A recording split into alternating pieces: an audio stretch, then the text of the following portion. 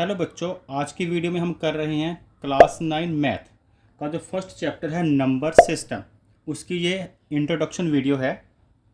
इस वीडियो में हम सभी बेसिक क्लियर करेंगे जो आगे की एक्सरसाइज सोल्व करने में आपके बहुत ज़्यादा हेल्पफुल होंगे और आपको बहुत ईजिली एक्सरसाइज समझ आ जाएगी। तो चैप्टर का नाम जैसे है नंबर सिस्टम, तो नंबर्स को भी कुछ क्लासीफाई किया गया होता है। जैसे नेचुरल नंबर वो वाले नंबर होते हैं जो 1 से स्टार्ट होते हैं और ओनली पॉजिटिव नंबर जैसे 1, 2, 3 सो ऑन, यह नेचुरल नंबर है। नेक्स्ट होल नंबर, तो होल नंबर और नेचुरल नंबर में केवल इतना फ़र्क है कि इसमें जीरो इंक्लूड है, यानी कि होल नंबर में जीरो भी आता है और आगे जो पॉजिटिव नंबर है 1, 2, 3 आगे सो ऑन काउंटिंग तो है ही। नेक्स्ट है इंटीजर्स में बच्चों नेगेटिव नंबर भी इंक्लूड होते हैं, -2, -1, 0 और पॉजिटिव नंबर भी 1, 2, 3 एंड सो ऑन। और नेगेटिव नंबर भी इसमें ऑल नेगेटिव नंबर है, ऑल पॉजिटिव नंबर और 0। तो देखा तो इंटीजर्स में हमें ऑल होल नंबर भी दिखाई देते हैं और ऑल नेचुरल नंबर भी। अगर नेचुरल नंबर देखें, जितने भी नेचुरल नंबर है इंटीजर में इंक्लूड है और जितने भी होल नंबर है वो भी इंटीजर में इंक्लूड है। नेक्स्ट हम बात करते हैं रैशनल नंबर की। रैशनल नंबर क्या होते हैं? वो वाले सभी नंबर जिन्हें, कंडीशन क्या है, जिन्हें हम P/Q की फॉर्म में लिख सकते हैं, इस फॉर्म में लिख सकते हैं, न्यूमरेटर और डिनोमिनेटर की फॉर्म में। And where P and Q are integers, जो P और Q है ये कौन सी वैल्यू होनी चाहिए? इंटीजर्स में कोई भी हो सकती है। और नेक्स्ट, लेकिन एक कंडीशन है कि Q can't be zero, Q की वैल्यू जीरो नहीं होनी चाहिए। जीरो के अलावा कोई भी इंटीजर की वैल्यू ले लें वो Q में हो सकती है। And P and Q have no common factor other than 1। अगर मैं कुछ एग्जांपल्स की बात करूं तो जैसे 5 हो गया, 7 हो गया, यह एक रैशनल नंबर, इन्हें हम कह सकते हैं। देखने में ये लग रहा है कि ये P/Q के फॉर्म में नहीं है, लेकिन एवरी नंबर जो होता है उसका जो डिनोमिनेटर हम क्या मानते हैं? 1। तो इसके नीचे अगर 1 लगा दें तो इसकी वैल्यू में कोई चेंज नहीं आता। ये नंबर पॉजिटिव भी हो सकते हैं और नेगेटिव भी। इसी तरह से 7/2 ये भी P/Q की फॉर्म में है और एक रैशनल नंबर है। यहाँ तक कि अगर हम जीरो की बात भी करते हैं तो वो भी एक रैशनल नंबर है, क्योंकि जीरो के नीचे भी हम 1 लगा सकते हैं। रैशनल नंबर की बात तो होगी, अब बात करते हैं इरैशनल नंबर कौन कौन से होते हैं। उसकी कुछ एग्जांपल लिखूं तो जैसे √5 हो गया या √7, वो वाले नंबर जिनका कंप्लीट रूट नहीं निकलता। और जिन नंबर का कंप्लीट रूट निकल सकता है, जैसे मान लीजिए हम इधर लिखते हैं √16 या √9 या फिर √4, इन्हें हम इरेशनल नंबर नहीं कहेंगे क्योंकि इनका रूट निकल सकता है, यानी कि इसकी वैल्यू कंप्लीट स्क्वायर रूट निकलता है 4 आ गया, इसका कंप्लीट वैल्यू निकलेगी 3, इसकी वैल्यू आ गई 2। लेकिन इरेशनल नंबर में वो वाली वैल्यू आती है जिनका रूट कंप्लीट नहीं निकल पाता, जैसे √11 हो गया, √13 हो गया। इसके अलावा पाई की जो वैल्यू होती है डेसिमल में अगर चेक करें तो इसे भी हम इरेशनल नंबर में ही काउंट करते हैं। इसके अलावा आगे वाली एक्सरसाइज में कुछ क्वेश्चन में इरेशनल नंबर की एग्जांपल देने के लिए भी कहा जाता है। तो एग्जांपल कुछ इस तरह की होती है इसकी डेसिमल फॉर्म में, जैसे 0.01, फिर 001, फिर 0001, 00001 और नॉन स्टॉप ये आगे डेसिमल चलते रहते हैं। यहाँ पर देखें तो जो डेसिमल है वह इस कोई भी ग्रुप रिपीट नहीं हो रहा है। अगर आप देखें तो देखने में लगता है कि ये ग्रुप रिपीट हो रहे हैं, बार बार 01 आ रहा है, लेकिन अगर किसी ग्रुप को चेक करें तो वो रिपीट नहीं होगा। जैसे अगर यहाँ पर 01 आया है तो अगली बार 01 नहीं आया, अगली बार 001 आया, उसके बाद 0001, इसके बाद 401। किसी भी 2 ग्रुप को आप इक्वल नहीं कह सकते। इसी तरह से अगर 5 का भी हम रूट निकालें या 7 का रूट निकालें तो उनके जो डेसिमल होते हैं वो आगे लगातार चलते रहते हैं और रिपीट नहीं होते, कोई भी ग्रुप उसका रिपीट नहीं होता। और ये डेसिमल एक्सपेंशन कहते हैं, इसके बारे में अभी मैं डिटेल में आपको बताऊंगा। उससे पहले हम बात करते हैं रियल नंबर की। रियल नंबर में रैशनल नंबर और इरेशनल नंबर दोनों इंक्लूड होते हैं।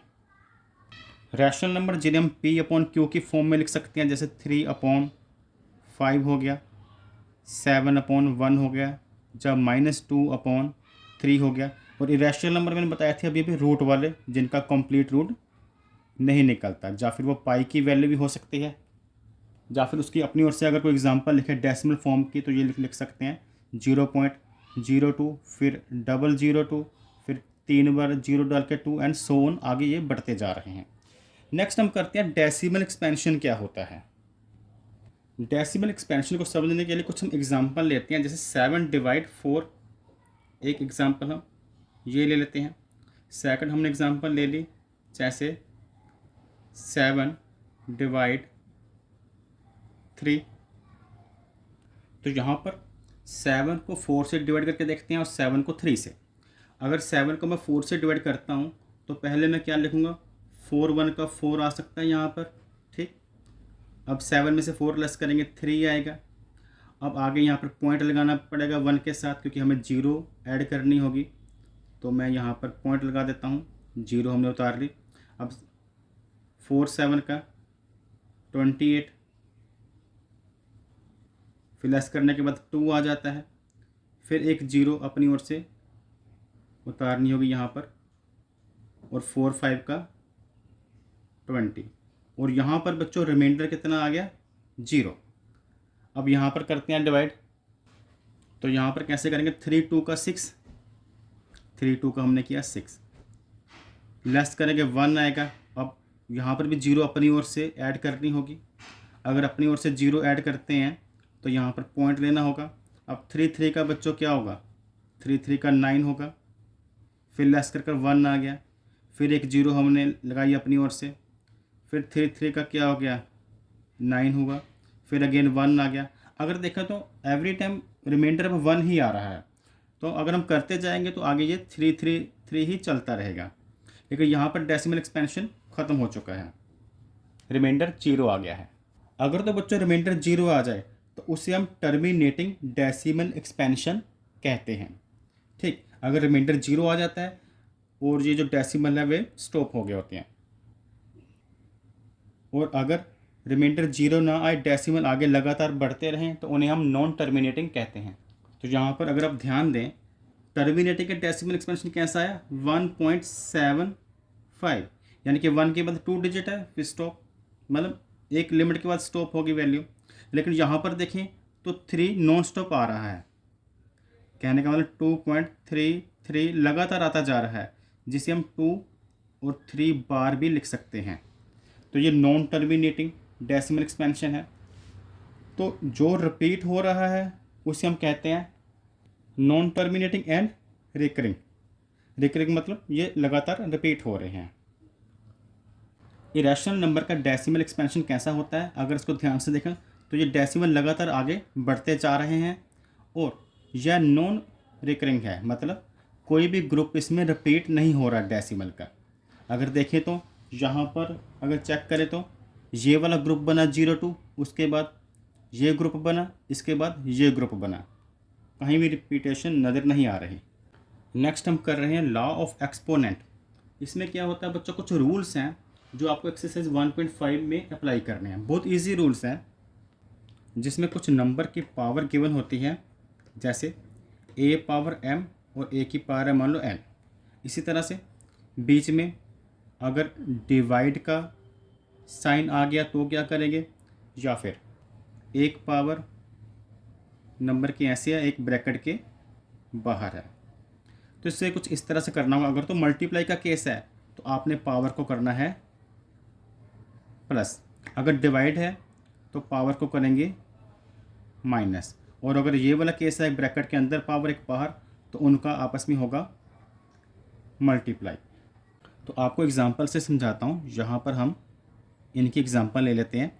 जैसे मान लीजिए 3 की पावर 2 मल्टीप्लाई है 3 की पावर 5, और डिवाइड के केस में 3 की पावर 2 और डिवाइड में है 3 की पावर 5।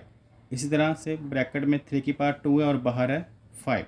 तो क्या करेंगे, ऐसे केस में अगर तो मल्टीप्लाई है और नंबर सेम है तो नीचे वाला जो बेस नंबर है तो पावर को करना है आपने प्लस, तो ये अगर 3 की पावर 7। अगर डिवाइड का साइन है बीच में तो पावर आपस में होगी माइनस, तो ये अगर 3 की पावर -3। अगर ये केस है तो पावर आपस में मल्टीप्लाई होंगी, 2 5 का 10, 3 की पावर आ गई 10। लेकिन अगर डिफरेंट नंबर हो, जैसे नंबर है डिफरेंट लेकिन पावर है सेम, पावर सेम है इस बार पावर, तो क्या करेंगे a मल्टीप्लाई b, आप उस पावर को ले लेंगे कॉमन। एग्जाम्पल के तौर पर अगर मैं यहाँ पर लिखूँ जैसे 3 की पावर है 5 और मल्टीप्लाई 2 की पावर है 5, तो आप क्या करेंगे 3 मल्टीप्लाई 2 और पावर को बाहर ले लेंगे कॉमन, जो हो जाएगा 6 की पावर 5। तो नेक्स्ट वीडियो में हम एक्सरसाइज 1.1 करेंगे। अगर आपको स्क्रीन पे थंबनेल नज़र आ रहा है तो वहाँ पर क्लिक करके आप देख सकते हैं, नहीं तो इसका लिंक आपको डिस्क्रिप्शन में मिल जाएगा। Thanks for watching.